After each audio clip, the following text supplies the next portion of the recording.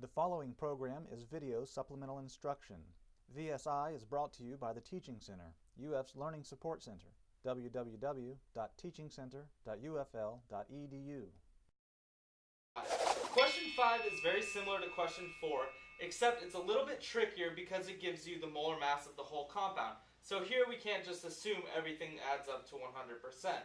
So it says, calculate the molecular formula for nicotine based on its elemental mass percent composition.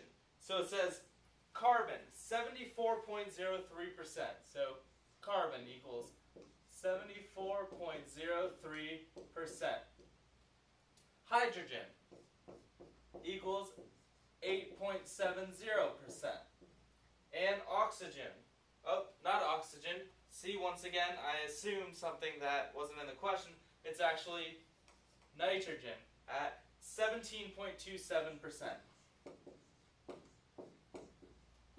And it also tells us that the molar mass of this CHN compound is 162.26 grams per mole.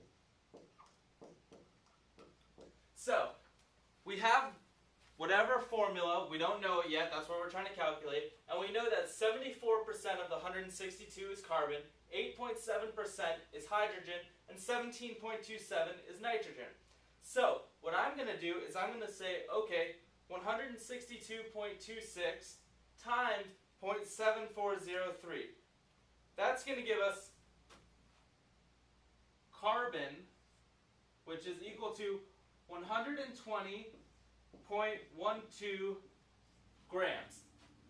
So I'm just changing these percentages to decimals. So for 8.7, we divide that by 100, that's 0.087, and multiply that by 162.26. So we have 14.11 for hydrogen. And then for nitrogen, we do 0.1727 times 162.26.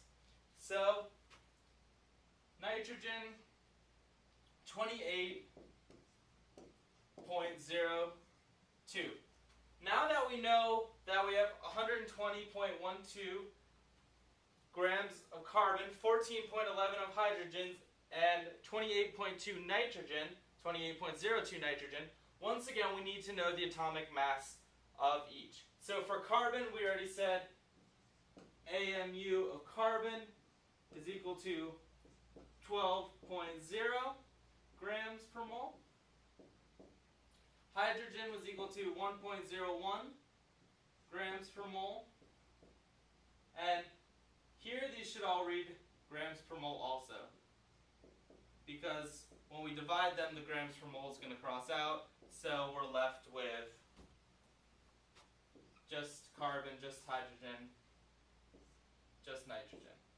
And for nitrogen, we'll go ahead and call it 14.00 grams per mole. So notice that in question 5, this also applies in question 4, the grams per mole crosses out with the grams per mole, that way we can get our figure. So we do 120.12 divided by 12, so it gives us 10.01 for carbon, so carbon equals 10.01, which is approximately 10 carbons. We do 14.11 divided by 1.01, 13.97 hydrogens. So this is about 14 hydrogen atoms. And 28.02 divided by 14 gives us 2.00 nitrogen. So we have about 2 nitrogen atoms.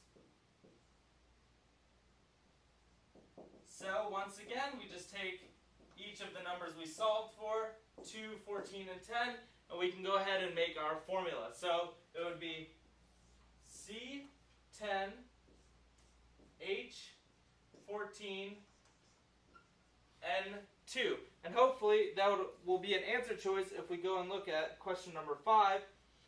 And answer choice number 1 says C10, H14, N2.